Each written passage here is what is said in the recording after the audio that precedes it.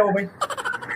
ભાઈ તુવેર 250 ગ્રામ. 250 ગ્રામ તુવેરની દાળ હા હાલ દઉં ને યાર.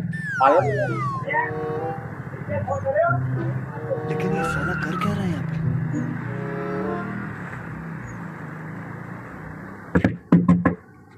અરે કે આલજો પાછો વજન કોટામાં એટલે આવું છે શેઠ.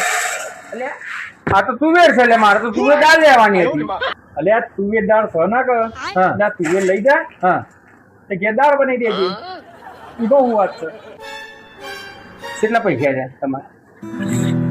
સારું બે મિનિટ હો. કાયમ કાકા રીત હોય તમારે તો. 40 રૂપિયા છે. લે ભાઈ. હા આવું છે લે. 40 રૂપિયા.